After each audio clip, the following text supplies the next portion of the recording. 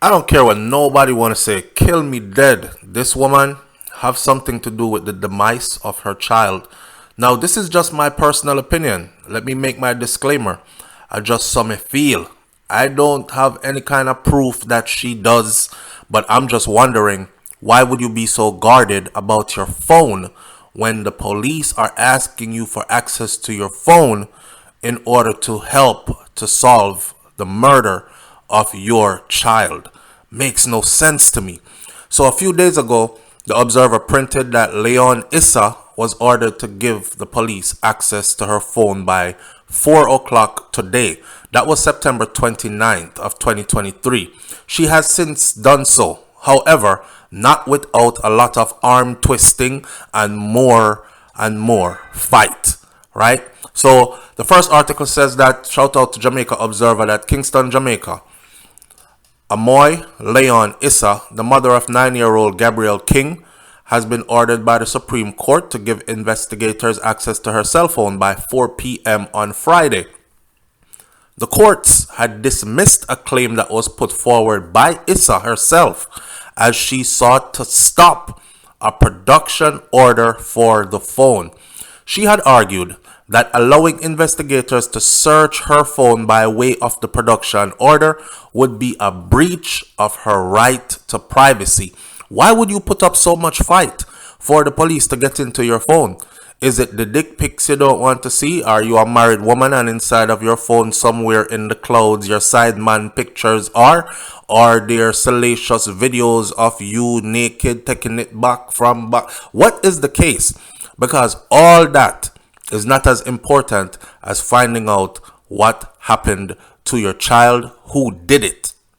However, Monday's ruling said for the investigation into her son's murder, the benefits gained from granting the production order far outweighs the breach of privacy of the claimant, which is her.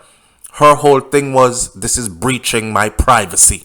I don't care if you're investigating. I don't care if you're investigating my son's murder. And I don't care if you think that there might be things on my phone that could lead to solving it. This is breaching my privacy. Red flag. Lots of red flags. Very suspicious. Gabriel was murdered along the Tucker Main Road in St. James on January 13th of 2022. But Leon Issa had reportedly failed to allow police investigators to search her phone after they indicate a desire to analyze some information on her phone as part of their investigation into the killing of her autistic son after he was murdered, when she reported to the police that her car had been hijacked with the child inside the car. As far as I remember the story going, it was something along the lines of being dragged out of her car at gunpoint. It was a carjacking. And then after she was dragged out of the car, they sped away with her son in the car. And they drove a couple of, distance down the road. And then they ended up executing, killing, murdering, cutting that child's throat. As far as the investigation information that was released, that poor child, a poor little non-verbal autistic boy, they said he was taken out of the car. He was put on the trunk of the car, and they can tell that that is where his throat was slashed, and then he was placed back inside of the car, and that is how he was found, right? Why would you as a mother not try to give every piece of information? Nope. She continued to fail to comply with orders, with the desire for the police to get into her phone to further their investigation. The St. James Parish Court has ruled that she must now comply with the request for her cell phone's password. In order to combat this, a constitutional hearing to decide whether or not the production order granted to investigators in 2022 to search her cell phone is a breach of her privacy was held in July. Every time they went to court to try to get into this woman's phone, she went back to court to try to fight them to make sure they were not able to get into her phone. You know that cheating spouse who feel like if their partner grabs a hold of their phone, that is going to be the end of their life, so they don't want them to touch their phone? If they accidentally leave the phone in the car and the partner drive off with the car, say I'm going to the grocery store, they would run like Usain Bolt down the public street to catch that car to make sure them take the phone out of the car.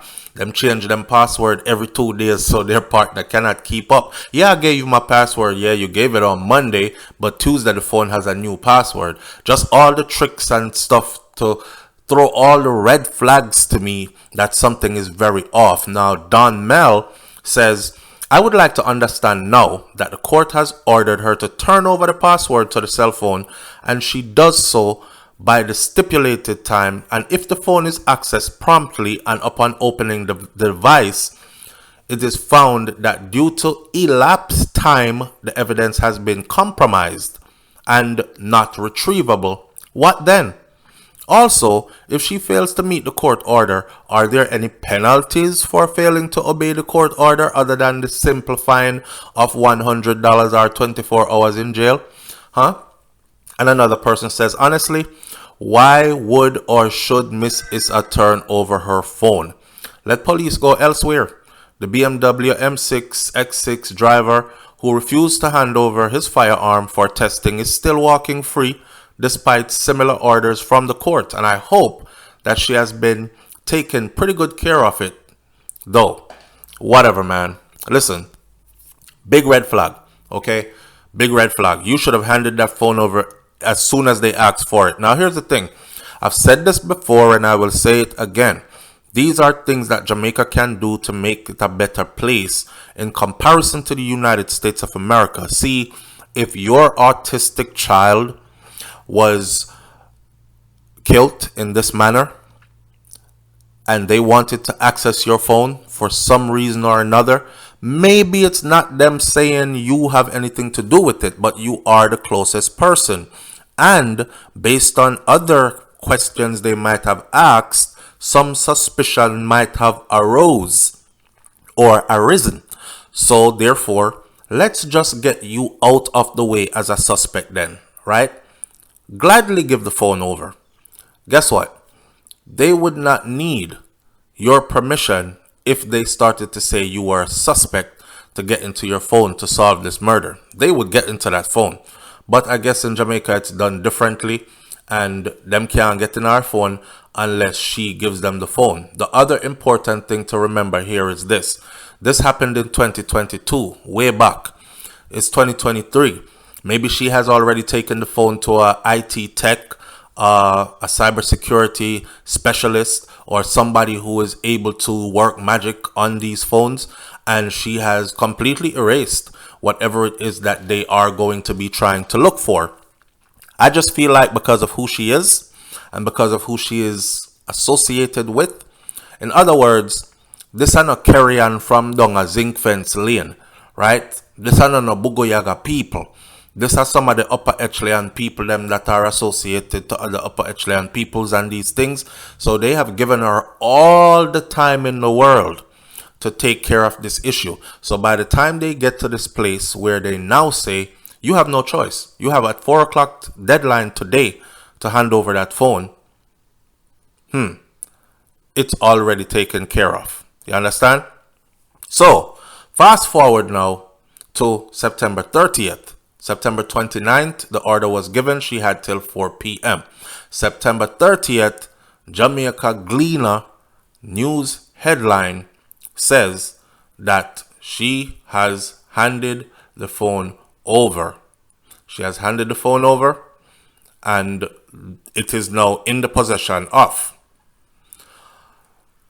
One person says ultimately she will lose that argument because the justice for the little boy will prevail. A crime was committed against a minor, and if there is reasonable suspicion that information on that phone could solve that crime, then justice for the little boy will trump all attempts to suppress such information from coming forward.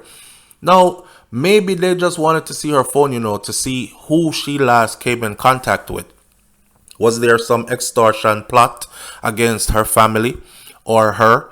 Or did she have a conversation with somebody who said, bring the $500,000 now, or draw away your son, or something that she's not telling? Maybe it could have been that. Maybe it could be somebody who she last spoke to who set her up and did that to her son. So either way, if you're not guilty, what's the problem with handing over the phone to the people them so that the people can actually solve this thing? This is your child that you lost. I am sure that you want your child's, well, we don't know.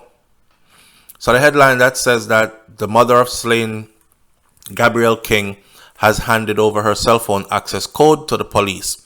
The police are reporting that investigators assigned to the Cyber Forensic Crime Department are now in possession of the access code for that cell phone of Amoi Leon Issa, the mother of 9-year-old Gabriel King, who was killed in St. James. What I recall, if I am recalling correctly, is that little youth actually body was taken out of Jamaica and buried in Canada. Might be wrong, but if I'm right, because this has been going on for a while and we've covered this many times, but if I'm right, then there goes a lot of the evidence as well, if there needs to be any taken from, Okay, so the code was sent to the police through her attorney this afternoon after the Constitutional Court upheld a previous court decision that she would hand over the information. This was printed in the Gleaner. Investigators had applied to the court for a production order as part of the probe into the child's murder, and that application was granted. However, Leon Issa filed a challenge in the Constitutional Court, arguing that the search of her cell phone by the police would breach her privacy. And in its ruling today, the court said that the benefits gained will far outweigh the breach of her privacy.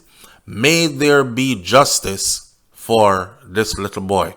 May there be justice for little 9-year-old Gabriel King, who was so viciously removed from this world, unalived by we don't know who yet. Let us call for justice for him. Cause honestly, it seemed like say him mother don't care.